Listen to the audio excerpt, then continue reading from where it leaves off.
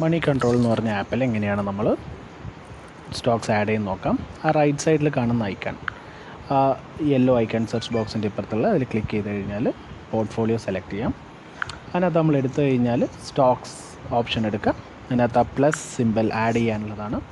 അത് നമ്മൾ company name, അത് നമ്മൾ നമ്മുടെ കമ്പനി നെയിം ഏതാണ് നമുക്ക് വേണ്ടത്, ഏതാണ് നമ്മൾ ബൈ ചെയ്തത്, ആ കമ്പനീൻ്റെ പേര് ടൈപ്പ് ചെയ്ത് കൊടുക്കുക. ഇവിടെ ഞാൻ റിലയൻസ് എന്ന് പറഞ്ഞിട്ടാണ് ടൈപ്പ് ചെയ്ത് കൊടുക്കുന്നത്. അതിനകത്ത് സെർച്ച് ചെയ്ത് കഴിഞ്ഞാൽ ആ പേരിലുള്ള കമ്പനികളൊക്കെ വരും. അപ്പോൾ റിലയൻസ് എന്ന് ടൈപ്പ് ചെയ്ത് കൊടുത്ത് അത് സെലക്ട് ചെയ്യാം.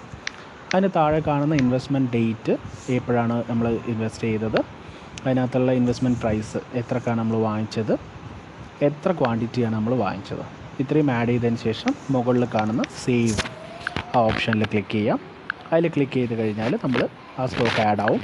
അതിനുശേഷം നമ്മൾ ആ മെയിൻ പേജിൽ പോയി കഴിഞ്ഞാൽ ആ റിലയൻസ് എന്ന് പറയുന്ന സ്റ്റോക്ക് അവിടെ ആഡ് ആയിട്ടുണ്ടാവും. അതിൻ്റെ ഇന്നത്തെ എത്രയാണ് പ്രോഫിറ്റ്, എത്രയാണ് ഓവറോൾ ഗെയിൻ, ആ യെല്ലോ ഓപ്ഷനിൽ ക്ലിക്ക് ചെയ്ത് കഴിഞ്ഞാൽ കിട്ടും.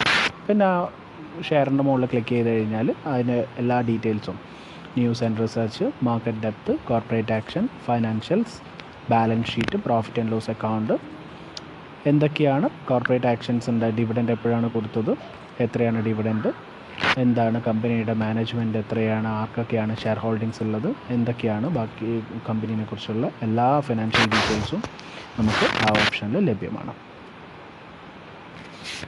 Thank you guys.